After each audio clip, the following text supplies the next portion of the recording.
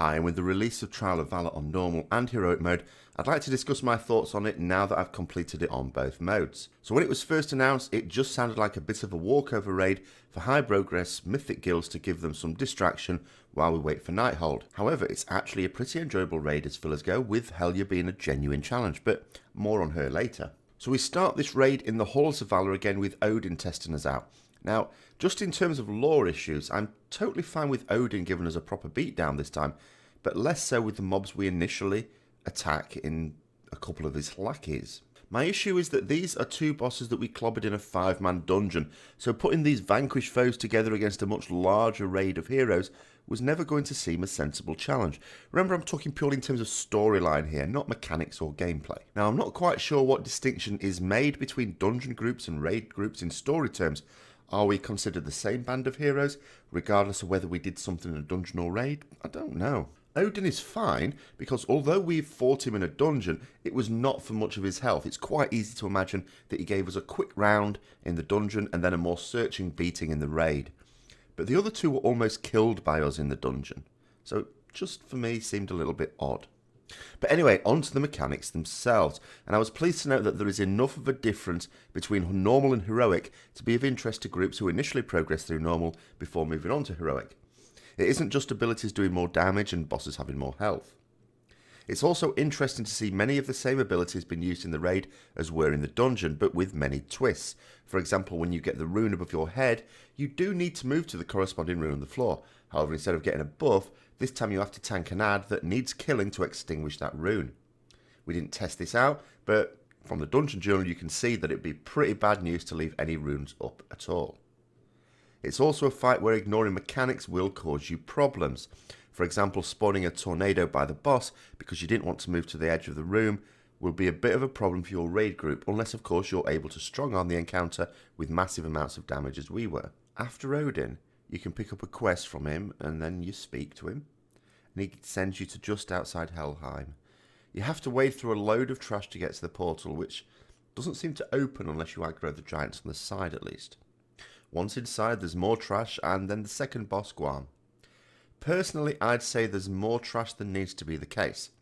I understand that there's no point in having trash before Odin, and they don't want the raid to have no trash at all. But it just seemed a little more than needed personally. I think a good amount of trash is when there's enough to give the raid something to do while loot is being distributed, but not too much more. There certainly shouldn't be enough time to do lots of gambling rolls. I lost 130,000 gold doing Trial of Valor this week. It's just as well herbs are cheaper now. Now, this boss is definitely the easiest of the three, especially on heroic mode, I'd say. It does require that you get into the breath each time or you screw the raid over, as I did one pull when I couldn't see the boss doing its flame breath because I was up against a wall. You have to get into each breath in the same type as your debuff indicates, and it does appear in random positions each time. For melee, it can be tricky because of the distance to cover when you're trying to be away from the tanks, which is really important.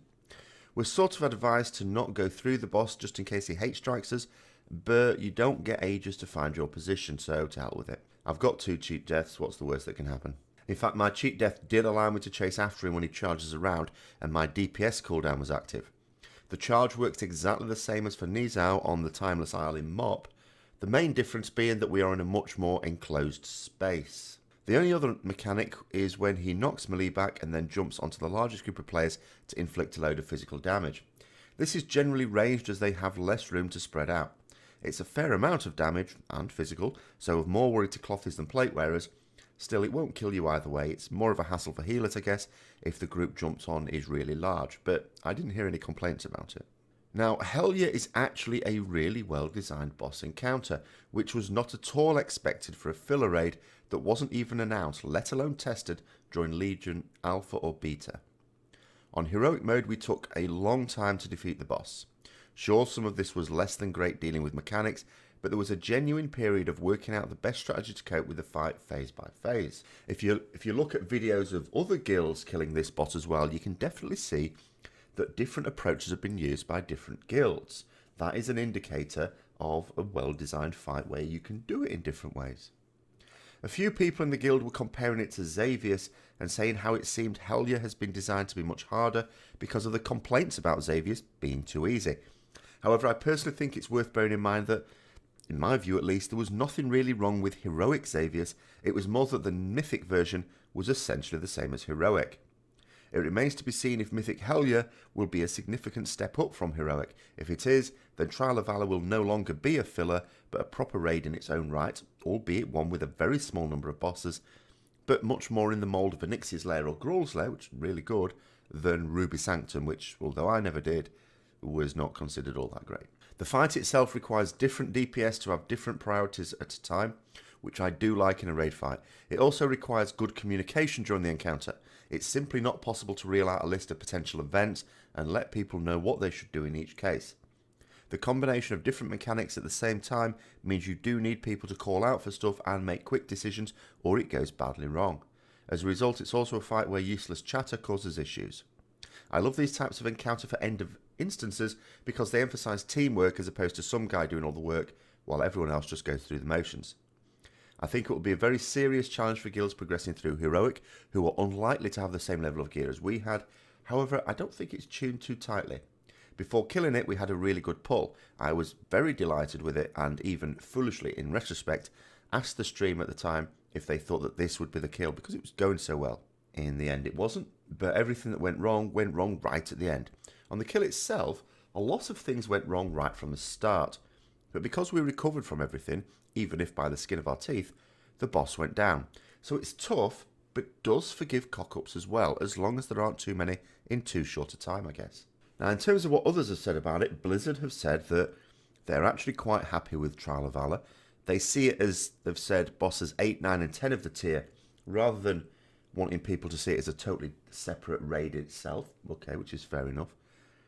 And they've also reiterated that this is for people who are done with Emerald Nightmare. So I suppose Heroic Trial of Valor is really for people who have finished Heroic Emerald Nightmare. Mythic is for people who finished Mythic Emerald Nightmare, and so on. They've also said that they're generally okay. They've had to hotfix a few things, but they're sort of okay with the level of difficulty.